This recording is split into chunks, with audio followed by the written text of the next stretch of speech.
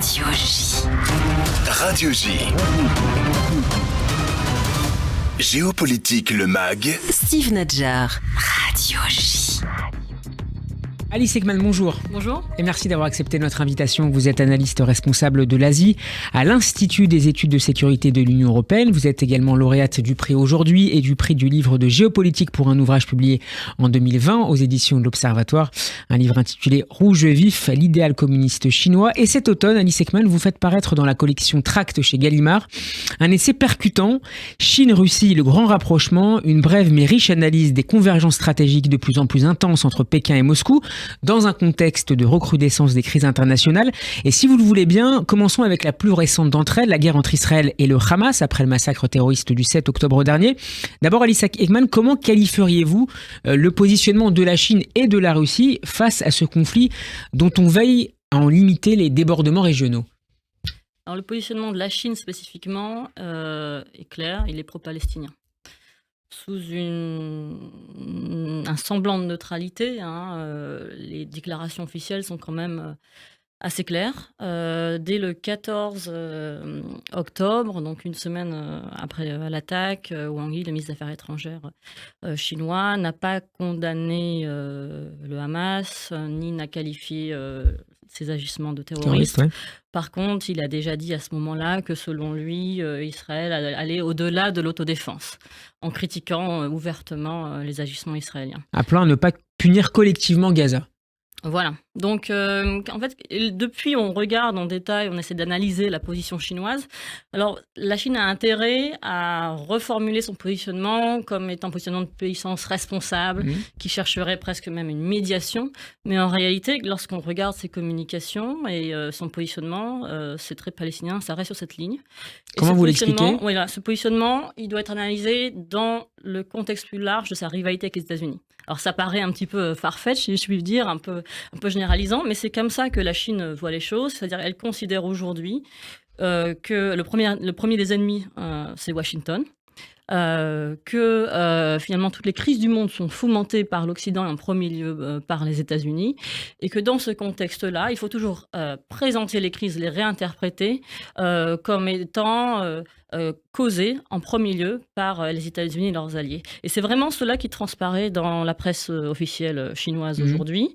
Encore une fois, on pourrait dire oui, mais peut-être que ce n'est que de la communication, peut-être que ce ne sont pas des propos qui sont vraiment qui reflètent la position et la vision stratégique chinoise. En fait, si, très clairement.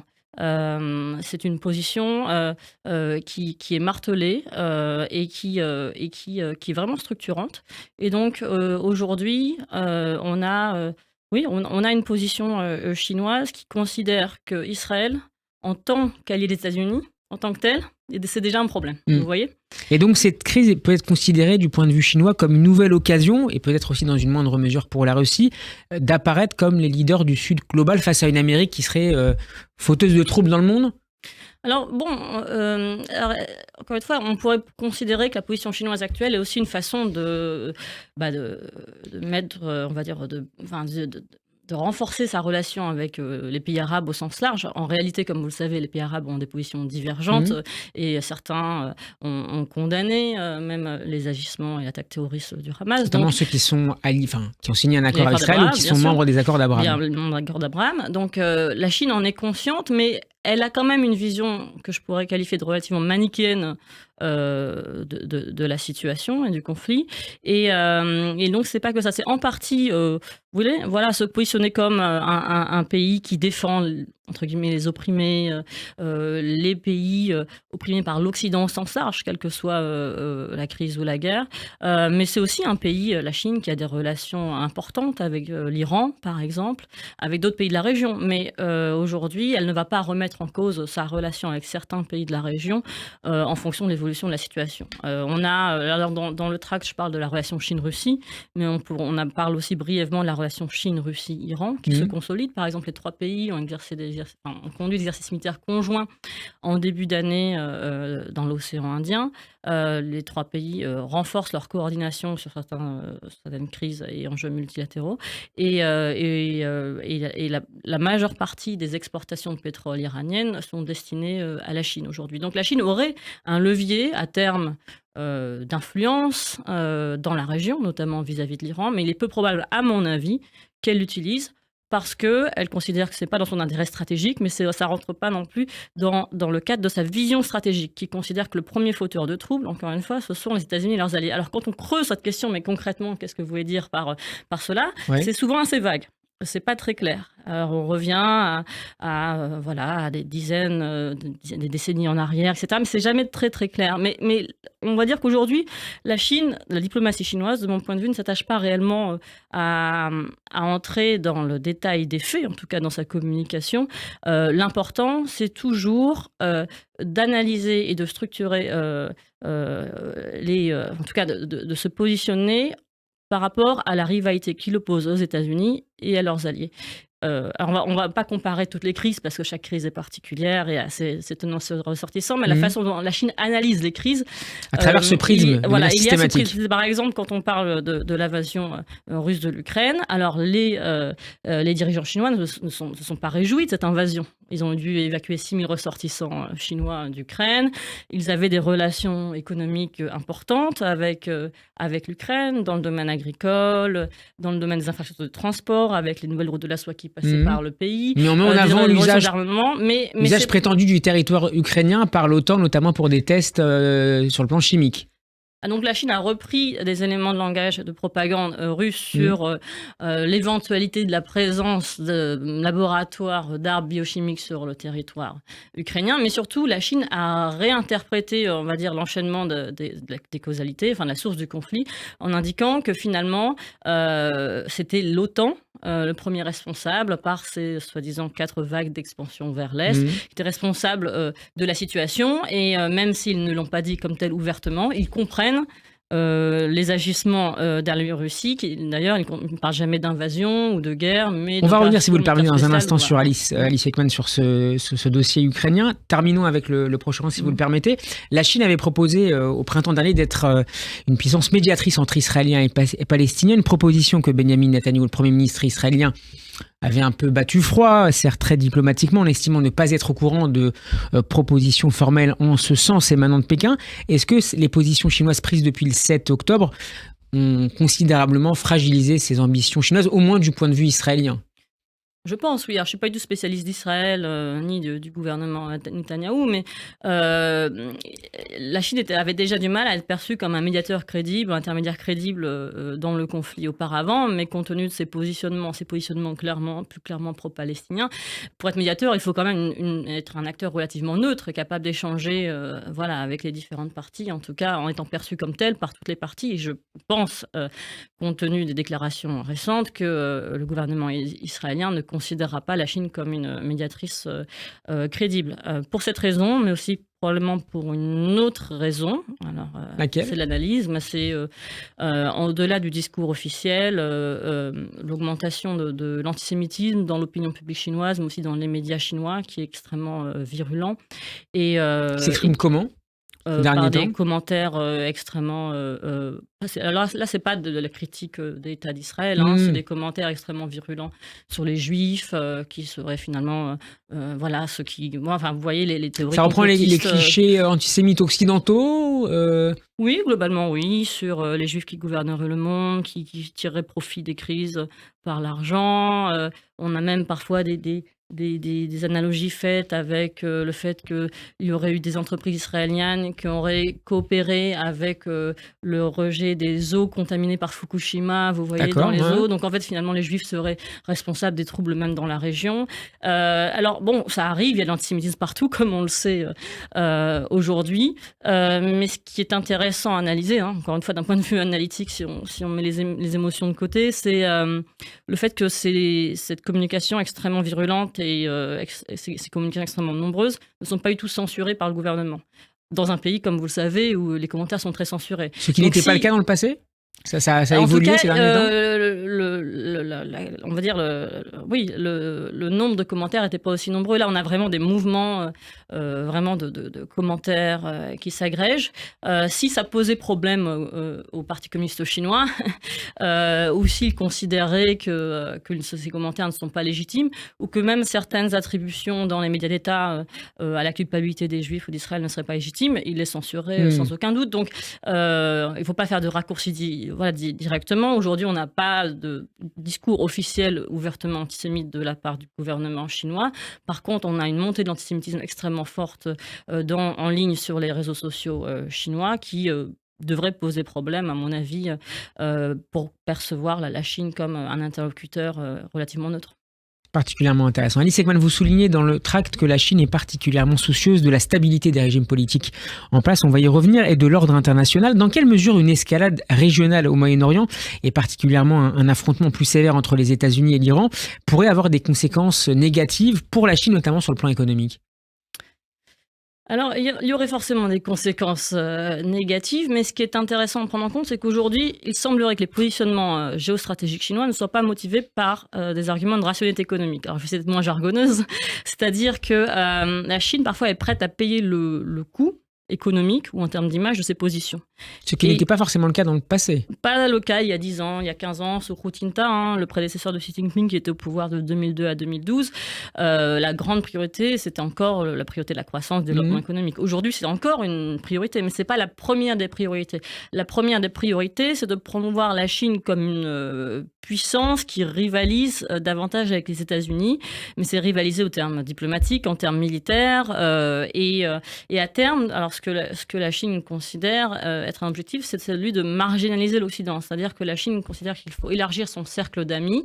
Et parmi ce cercle d'amis, on compte la Russie, mais aussi l'Iran. C'est-à-dire qu'on pourrait très facilement projeter aujourd'hui, et sans, à mon avis, sans erreur majeure d'analyse, que quelle que soit l'évolution de la situation de guerre donc, au Proche-Orient, quelle que soit aussi l'évolution de la position et de la participation éventuelle de l'Iran, la Chine ne se distancierait pas de l'Iran. Elle a renforcé ses liens, elle a signé un accord cadre il y a 2 ans qui s'étend pendant 25 ans. Elle ne cesse de soutenir l'Iran diplomatiquement. On a parlé tout à l'heure aussi des exercices militaires conjoints. Et surtout, elle considère que tous ces pays qui sont ouvertement anti-occidentaux, qui sont ouvertement anti-américains, sont des alliés naturels, en fait. Alors, la Chine ne parle pas d'alliés, elle parle de partenaires stratégiques majeurs, mais c'est vraiment son contre l'Occident. Oui. Je vais vous citer d'ailleurs, Alice Ekman. Oui. Vous écrivez « Le nouvel ordre mondial post-occidental que souhaite dessiner la Chine ne serait pas marqué par la disparition de l'Occident, mais par sa mise en minorité sur les grands enjeux internationaux et en premier lieu ceux d'intérêts fondamentaux pour Pékin. » Oui, je ne me contredis pas. Sur l'Iran, encore une fois, un récent rapport du Fonds monétaire international qui a été publié à la fin du mois d'octobre évoque la possibilité d'un baril de pétrole passant de 90 à 150 $, en cas de fermeture du détroit d'Ormuz, en cas d'affrontement particulièrement fort et direct entre les États-Unis et l'Iran. Est-ce que ça pourrait avoir des conséquences sur la croissance économique chinoise, ou dans la mesure où un accord a été signé, que vous évoquiez à l'instant, entre les deux pays, Pékin serait protégé par une telle envolée du cours du baril de pétrole? Oui, alors pour l'Iran, la Chine est un marché majeur, mais la Chine elle-même a diversifié ses sources d'approvisionnement. Donc la dépendance n'est pas équivalente dans les deux sens. La Russie est un pays qui exporte beaucoup à la Chine. La Russie est le deuxième fournisseur de pétrole de la Chine. Donc bien sûr qu'il y aura des conséquences économiques, mais je veux dire, la Chine pourrait s'en sortir. Ce ne serait pas un tournant majeur pour la croissance chinoise. Une croissance d'ailleurs qui ralentit, comme vous le savez, pour des raisons conjoncturelles, mais aussi structurelles. Ça fait plus de 10 ans que la croissance ralentit en Chine après une croissance à 2 chiffres qu'on avait longuement commenté auparavant. Donc, il y a un ralentissement de la croissance chinoise. On pourrait considérer que ce ralentissement, mais aussi l'éventualité d'événements comme que vous avez évoqués, ou la mise en place de sanctions qui existent déjà donc, contre la Russie, mènerait à un ajustement des positions chinoises pour des raisons économiques. Mais encore une fois, non. Pour revenir, parce que la démarche est assez similaire dans le renforcement de la coopération économique entre la Chine et la Russie. C'est une réalité aujourd'hui, en plus de plus de 30% des échanges commerciaux en 2022 par rapport à 2021. Et ce renforcement s'est fait alors que l'Union européenne est un marché majeur pour la Chine, et l'Union européenne avait attendu et considéré que, compte tenu d'un point de vue de rationnel économique, la Chine aurait intérêt économiquement à ajuster sa position vis-à-vis, après l'invasion russe de l'Ukraine, notamment vis-à-vis de la Russie, pour maintenir de bonnes relations avec ses partenaires commerciaux importants que sont l'Union européenne, mais aussi d'autres pays. En fait, elle ne l'a pas fait parce qu'aujourd'hui, son ambition de restructurer, on va dire, les rapports de force mondiaux pour créer une forme de coalition consolidée avec des pays qui se déclarent ouvertement anti-occidentaux est bien réel. Je reviens moi-même de Pékin. J'ai assisté à un forum de sécurité qui s'appelle le Xiangshan Forum en tant qu'observatrice. C'est un peu le pendant du Shangri-La Dialogue, je ne sais pas si vous connaissez, à Singapour. Et c'est intéressant de voir que la Chine a invité l'Iran, la Russie à haut niveau. On avait par exemple le ministre de la Défense Shoigu, qui était un des invités d'honneur russes, un invité d'honneur de cette conférence. Et dans un panel, on avait donc un représentant du Laos, un représentant de l'Iran, un représentant de l'Argentine, du Pakistan. Et ce qui était intéressant de noter, encore une fois d'un point de vue strictement analytique, c'était que on avait un ressentiment anti-occidental exacerbé et une analyse des conflits en cours guidée par ce prisme. C'est-à-dire... Avec une idée de revanche aussi sur l'histoire. Complètement assumé.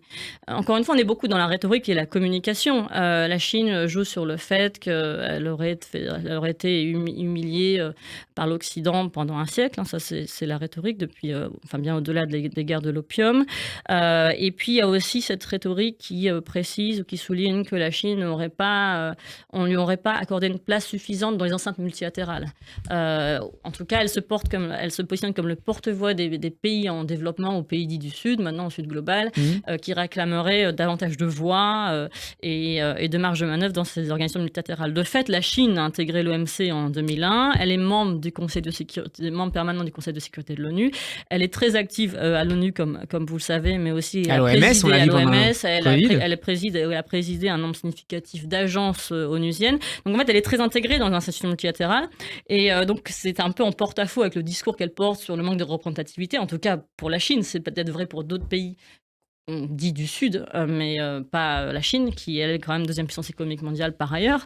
Mais de manière générale, cela n'empêche pas la Chine en fait de promouvoir ce discours, mais aussi d'essayer de restructurer et de réformer les organisations multilatérales de l'intérieur, notamment aux Nations Unies, en essayant de porter un discours alternatif à celui qu'elle considérait être porté par l'Occident.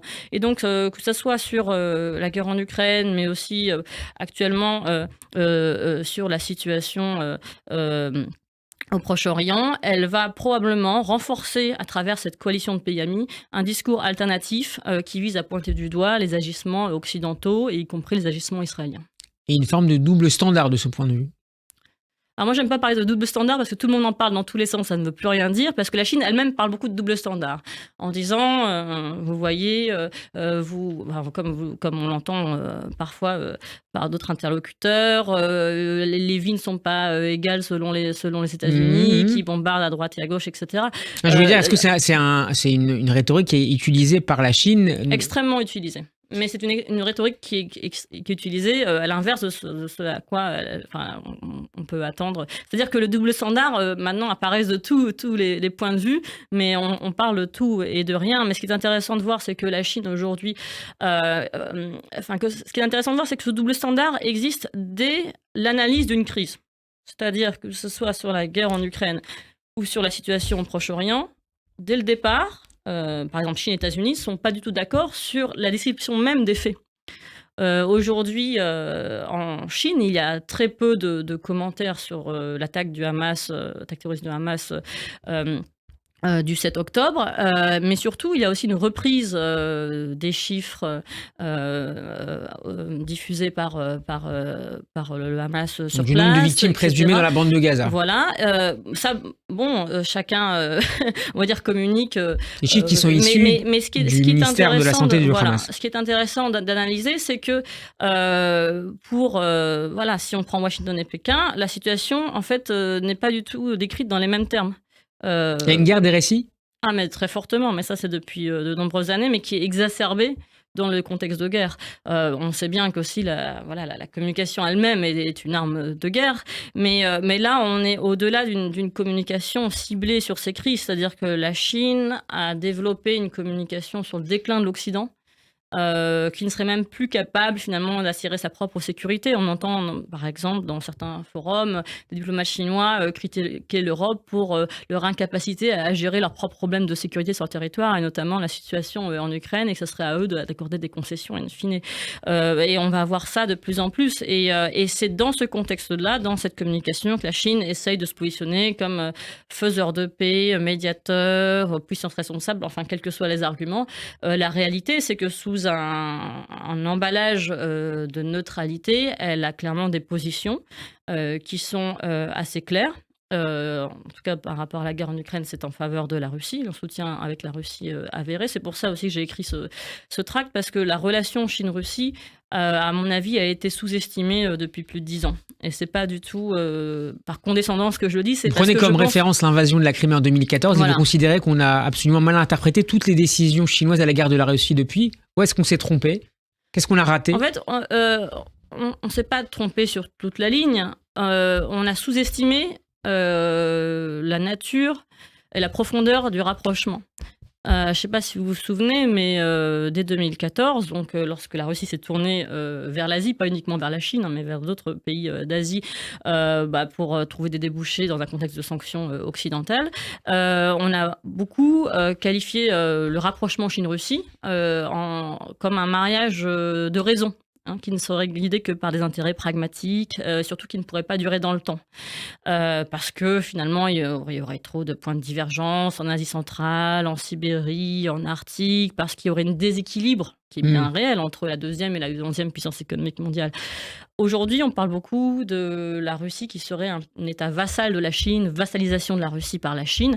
Ces expressions plaquées me dérangent. Parce qu'elle sous-entend toujours que ce rapprochement vraiment va du jour au lendemain va exploser.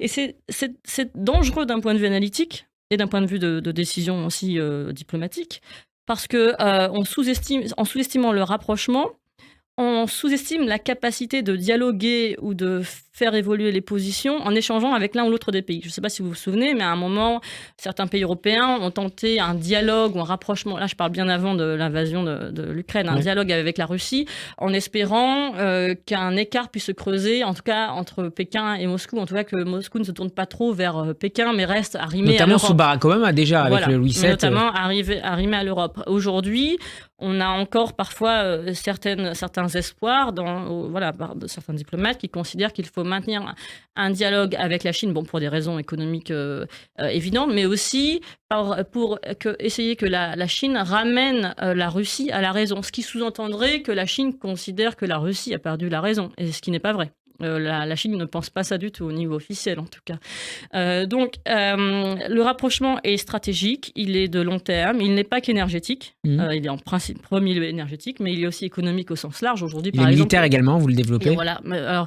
économique, il y a un renforcement par la coopération dans plein de domaines, notamment automobile, avec vraiment un renforcement de la présence des voitures électriques chinoises et des marques automobiles chinoises sur le marché russe, par exemple, dans un contexte aussi de sanctions où beaucoup d'entreprises étrangères se désengagent. Ça, c'est un secteur parmi de nombreux autres, mais en effet, il y a un renforcement de la coopération militaire. Depuis plus de 10 ans, la Chine et la Russie... des systèmes de défense antimissiles S-400 russes à la Chine, notamment. Voilà. Et puis, il y a aussi des exercices militaires conjoints qui ont été conduits en mer Méditerranée, en mer Baltique, en mer de Chine orientale, en mer de Chine... du Sud, et souvent on a dit oui, mais voilà, la Chine va se distancer de la Russie suite à l'invasion. Non seulement il n'y a pas eu de distanciation, mais il y a un renforcement, une accélération de ce rapprochement.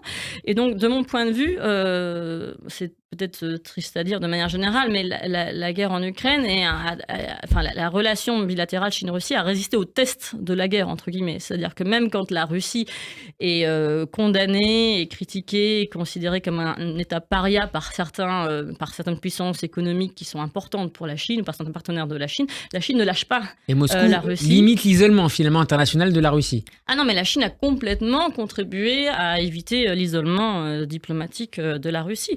Encore une une fois, je reviens de Chine. À ce forum de sécurité, donc, il y avait la présence du ministre Shoigu, auquel on a accordé une longue tribune, qui a pu reprendre les éléments de langage qu'on connaît bien sur l'opération militaire spéciale, qui est une réponse aux provocations de l'Occident, etc. Mais une semaine auparavant, la Chine avait organisé le 3e forum des nouvelles routes de la soie, auquel Vladimir Poutine a participé. Et il a été vraiment accueilli comme un invité d'honneur, puisqu'il a marché sur le tapis rouge au même niveau que Xi Jinping. Comme vous le savez, le protocole, ça compte en diplomatie. Et donc, les deux dirigeants se sont rencontrés plus de 40 fois au cours des 10 dernières années, mais ces dernières années, depuis notamment la guerre en Ukraine, et il y a une accélération en fait, des rencontres à très haut niveau et aussi à niveau intermédiaire entre les ministres de la Défense, les ministres des Affaires étrangères. Xi Jinping s'est rendu à Pékin en mars dernier et à ce moment-là, il a affirmé publiquement qu'il était confiant que le peuple russe renouvellerait sa confiance à Vladimir Poutine dans les prochaines années. Et Vladimir Poutine a félicité à nouveau Xi Jinping pour le prolongement de son propre mandat à l'issue du 20e congrès. Pourquoi je parle de ça ? C'est parce qu'il y a des intérêts politiques aussi convergents entre les deux pays qui espèrent bien sûr une stabilité politique et un maintien de leur propre personne. Sécurité politique. La Chine parle beaucoup de sécurité politique, c'est la priorité des priorités au-delà du développement économique, même si tout est en partie, partiellement lié. Mais au-delà, donc il y a des intérêts politiques convergents. Est-ce qu'il n'y a pas un paradoxe sur ce point à promouvoir avec cette volonté de promouvoir la sécurité politique, la stabilité des régimes politiques, et de l'autre côté de la remise en cause radicale de l'ordre international? Oui, mais c'est un ordre international qui assurerait davantage la stabilité politique. C'est-à-dire que c'est un ordre international qui s'opposerait aux ingérences et aux interférences dans les affaires intérieures, ce que la Chine appelle comme tel. Et donc on rappelle 99, 2003, l'Irak, la Libye. Tout le temps. La Chine et la Russie les rappellent tout le temps, mais ils dénoncent tout le temps ce qu'ils appellent les révolutions de couleur. C'est-à-dire que de Hong Kong au printemps arabe, tout aurait été fomenté par l'Occident et in fine la CIA sous un prisme assez complotiste finalement. Et dans ce contexte-là, il faut faire front commun, c'est-à-dire les pays qui souhaitent la stabilité politique, principalement des pays autoritaires, pour rejeter les ingérences étrangères, mais aussi rejeter l'éventualité d'une opération militaire à l'étranger. Alors, ce qui paraît contradictoire, puisque la Russie a envahi l'Ukraine, mais la Chine ne voit pas finalement de problème majeur. Encore une fois, elle n'était pas réjouie de cette invasion, mais elle arrive à composer avec sa vision stratégique. Elle arrive à réinsérer cette invasion dans sa vision stratégique, toujours comme une réponse aux menaces de l'OTAN et donc des États-Unis. Voilà, toujours en accusant l'Occident et ses représentations institutionnelles et autres. Et aujourd'hui, de fait, l'alliance occidentale se renforce, notamment depuis le début de la guerre en Ukraine, avec une convergence des positions, avec un élargissement de l'OTAN à certains pays scandinaves, avec le développement de stratégies indo-pacifiques et aussi avec des accords bilatéraux et multilatéraux de défense, comme l'AUKUS, l'accord entre l'Australie, la Grande-Bretagne et les États-Unis. La Chine les condamne tous et considère qu'encore plus que jamais, face à ce renforcement d'extension de l'OTAN vers l'Asie, de l'Alliance, en Europe, mais aussi en Asie, il faut faire front commun, les pays donc anti-occidentaux qui se définissent comme tels, pour renforcer les partenariats de défense. La Chine ne prône pas d'alliance, elle ne signe pas de traité d'alliance formelle, mais partenariats de défense et d'exercices militaires conjoints et autres, pour faire front commun, pour limiter l'influence occidentale dans les environnements géographiques proches de ces pays. Alors, bien sûr, le rapport on est encore loin, finalement, d'une formation, d'un partenariat stratégique de défense côté chinois qui fasse le poids face à l'Alliance, mais la volonté politique est bien réelle, elle ne doit pas être sous-estimée parce que, finalement, la Chine n'est pas isolée. Elle arrive à réunir un certain nombre de pays qui comptent par leur capacité militaire ou leur poids diplomatique ou économique et qui partagent plus que jamais un discours anti-occidental de plus en plus virulent et qui convergent aussi dans des opérations de communication, de propagande, voire de désinformation. Il nous reste 1 minute. Voilà. Il me restait beaucoup de questions, j'en pose une seule. L'un des chefs du Hamas, Khaled Meshaal, a affirmé fin octobre à la télévision égyptienne que la Chine envisagerait de mener contre Taïwan une attaque similaire à celle du Hamas le 7 octobre. Comment la spécialiste de la Chine que vous êtes, Alice Ekman, avait accueilli cette déclaration assez surprenante malgré tout ?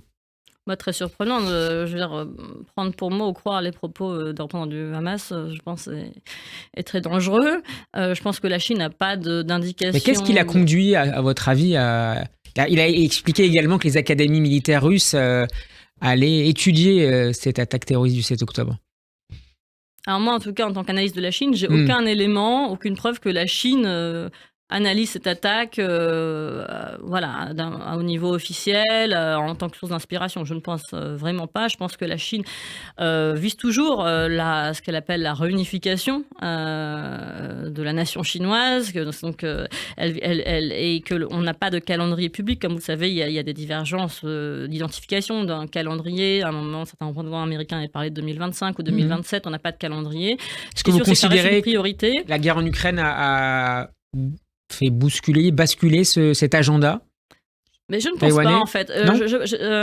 Disons que je pense que la Chine a une stratégie qu'elle définit elle-même, qui peut être influée indirectement par les événements internationaux, bien sûr, mais je pense réellement qu'elle considère qu'elle a beaucoup d'outils à sa disposition. Elle n'écarte pas l'outil militaire, l'option militaire, mais aussi l'outil du droit qu'elle a utilisé contre Hong Kong et qu'elle pourrait utiliser de différentes manières contre Taïwan. Elle a le levier économique, elle a l'outil de la désinformation, des cyberattaques.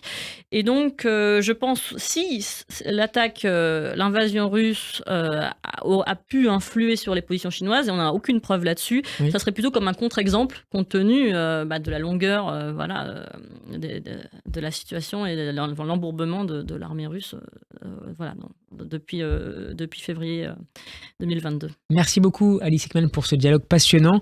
J'invite nos auditeurs à lire votre tract publié aux éditions Gallimard, Chine-Russie, le grand rapprochement. C'est tout aussi passionnant. Merci encore et à très bientôt sur Radio J. Merci à vous.